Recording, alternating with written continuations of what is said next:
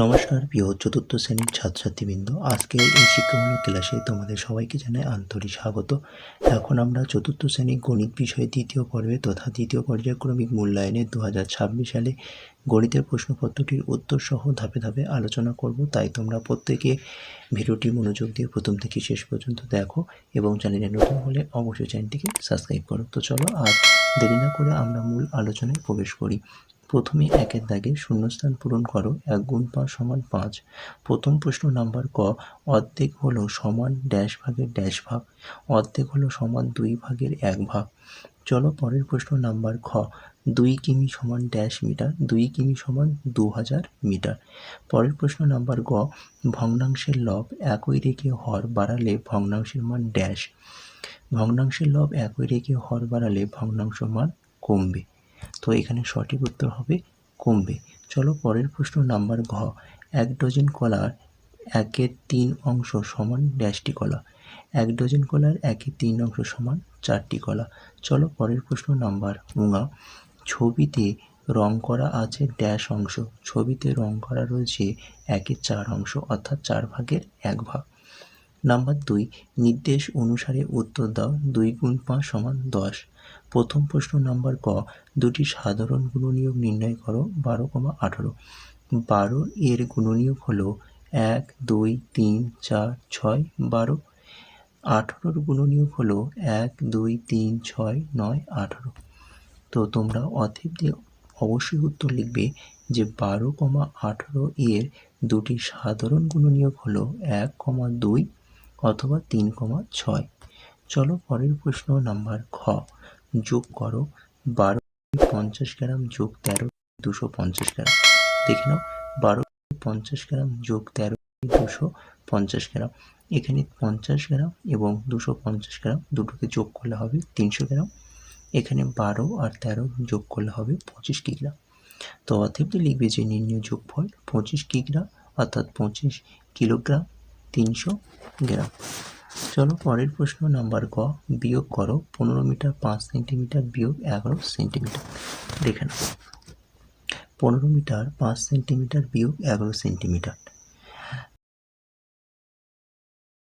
15 metre থেকে 1 metre ধার নিলে হবে 100 সেন্টিমিটার। তো এখানে 100 এবং 5 যোগ করলে হবে 105 সেন্টিমিটার। 105 থেকে 11 বাদ দিলে হবে 94 সেন্টিমিটার। 15 মিটার থেকে যেহেতু 1 মিটার ধার দেওয়া রয়েছে, তো এখানে 1 কমে হবে 14 মিটার। 14 থেকে কিছু বাদ দিতে হবে না, তাই 14টা এখানে বসে যাবে অর্থাৎ 14 মিটার 94 সেন্টিমিটার। তো অতএব লিখবে যে নির্ণয় বিয়োগফল 14 মিটার 94 সেন্টিমিটার। নাম্বার ঘ, 3টি গুণিতক নির্ণয় করো। 9 এর 3টি গুণিতক হলো 9, 18, 27।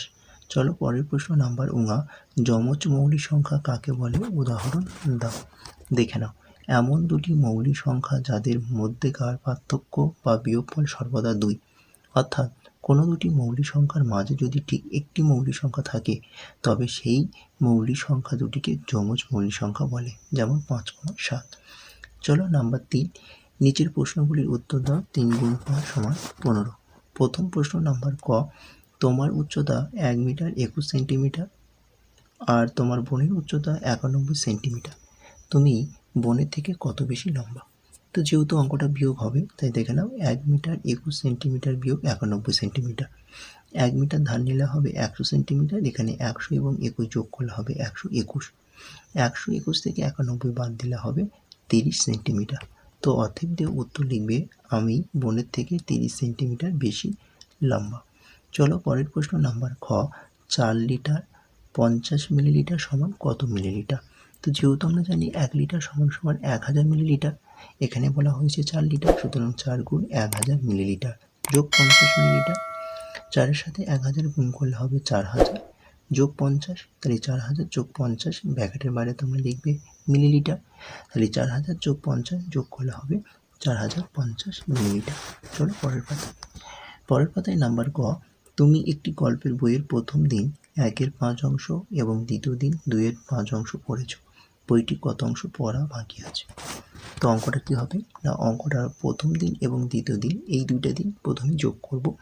যোগ করে যে উত্তরটা পাবো আমরা সম্পূর্ণ 1 অংশ ধরে নিয়ে 1 থেকে যোগ করা অংশটাকে বাদ দেব।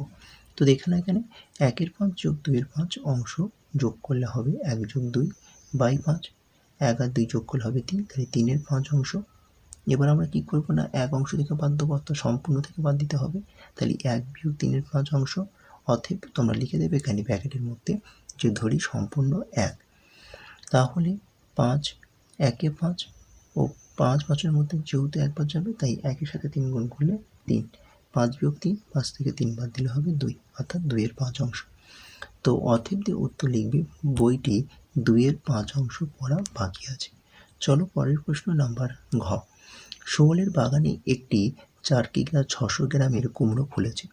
সে ওই কুমড়োর ৮০০ গ্রাম রাবেয়াকে, ১ কিগ্রা ২৫০ গ্রাম আমাকে ও ৬৫০ গ্রাম সুজনকে দিল। এখন কত ওজনের কুমড়ো সুবলের কাছে থাকলো হিসাব করো। তো প্রথমে আমরা এই যে ৮০০ গ্রাম, ১ কিগ্রা ২৫০ গ্রাম এবং ৬৫০ গ্রাম এই তিনটেকে প্রথমে যোগ করব। তো যোগ করলে এখানে হবে ১ কিগ্রা ১৭০০ গ্রাম। এখানে এই ১৭০০ গ্রামকে আমরা একটু ভাঙিয়ে লিখব। তো এরকম হবে ১ কিগ্রা ১০০০ যোগ ৭০০, এইটাকে পুরো ব্র্যাকেটের মধ্যে রেখে বাড়ি লিখব গ্রাম। তো যেহেতু এখানে ৭০০ গ্রাম আমরা পেয়ে গেছি, আর ১০০০ গ্রাম সমান কত, ১০০০ গ্রাম সমান ১ কিগ্রা। তো যেহেতু এখানে ১ কিগ্রা রয়েছে আর ১ কিগ্রা যোগ হবে, তো হয়ে যাবে ২ কিগ্রা ৭০০ গ্রাম। এরপর কি করব না, এই ৪ কিগ্রা ৬০০ গ্রাম থেকে ২ কিগ্রা ৭০০ গ্রাম বিয়োগ করব, অর্থাৎ বাদ দেব। তো যেহেতু ৪ কিগ্রা থেকে ১ কিগ্রা ধান নেব, তাহলে ১ কিগ্রা ধান নিলে হবে ১০০০ গ্রাম। এখানে ১০০০ এবং ৬০০ যোগ করলে হবে ১৬০০ গ্রাম। ১৬০০ থেকে ৭০০ বাদ দিলে হবে ৯০০ গ্রাম।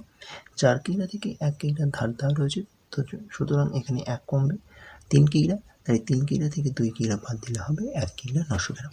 তো অতএব উত্তর লিখবে সুবলের কাছে ১ কিগ্রা ৯০০ গ্রাম কুমড়ো কাছে থাকলো। চলো পরের প্রশ্ন নাম্বার ১৯। ৩০ সংখ্যাটির কোন কোন সংখ্যার গুণিতক দেখে নাও। ৩০ সংখ্যাটির এখানে ১, ২, ৩, ৫, ৬, ১০, ১৫ এবং ৩০ সংখ্যার গুণিতক। তো এটি ছিল ক্লাস ৪র্থ শ্রেণীর গণিতের প্রশ্নপত্র। তো গণিতের প্রশ্নপত্রটি তোমাদের কাছে কেমন লাগলো তোমরা অবশ্যই আমাকে কমেন্টে জানাবে, এবং ভিডিওটি ভালো হলে অবশ্যই ভিডিওটি তোমাদের বন্ধুর কাছে বেশি করে শেয়ার করবে এবং ভিডিওটিতে একটি লাইক করবে। আর চ্যানেলে নতুন হলে অবশ্যই চ্যানেলটিকে সাবস্ক্রাইব করে পাশে থাকবে। আজকের ক্লাসটা আমি এখানে শেষ করছি। টাটা, বাই বাই, ভালো থেকো, সুস্থ থেকো।